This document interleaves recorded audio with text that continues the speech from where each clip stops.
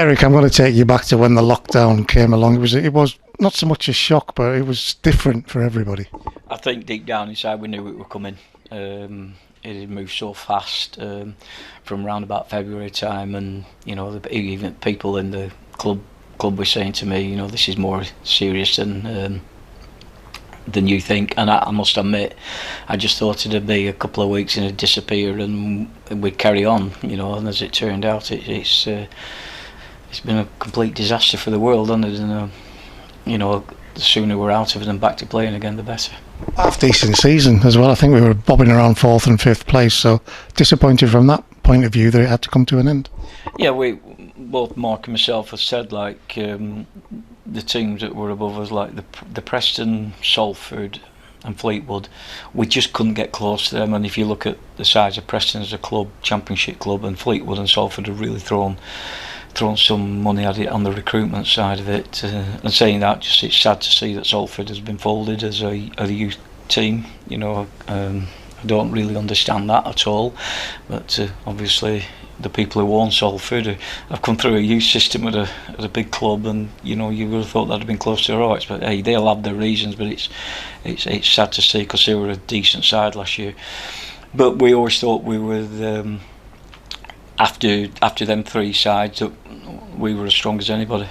Group of 16 and 17-year-old lads predominantly. How do you deal with them with a situation like that? Well, with the lockdown. Well, their first worry was that were they going to get a summer holiday?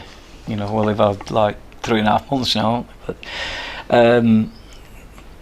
I think kids at that age they feel that they're indestructible. They just carried on. I think it only hit home about 3 weeks into it that he realised that this were going to be a long time. And we had Zoom calls with them, and we kept in touch with them all, and they were all doing the programmes and doing the runs. So hopefully that when they come back as second years next year, and when the new intake come back, we can get started as early as possible and try and have another successful season.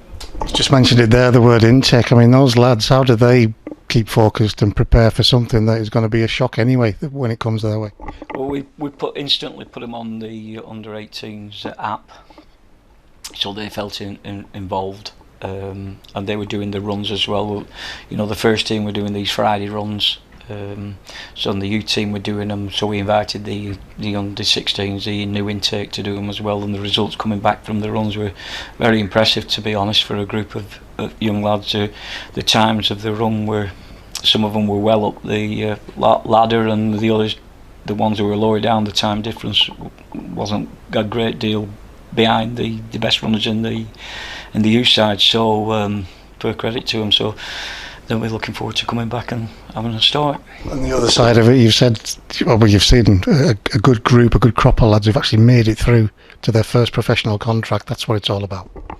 Yeah, we've took 6, which is a huge amount for a club this size. And I think I read something, I think you did an article with Charlie Birch, and said this club supports its youth team, and to be fair, he's right with that. They supported the youth side when I were here for my first years, and obviously don't know what happened in the years that I weren't here, but I've come back and they've been very, very supportive again.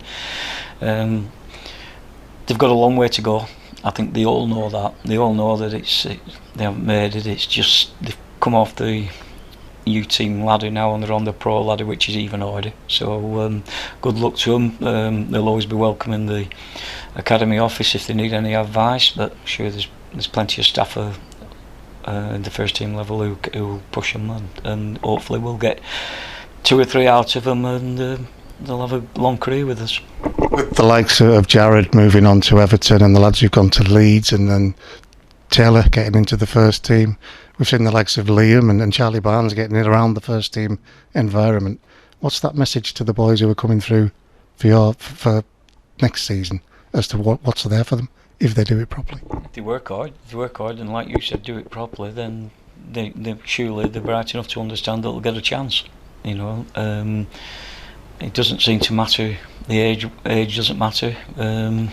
Hasn't seemed to matter. Jared made his debut at probably 16, 17, still 17 now, I think, isn't he?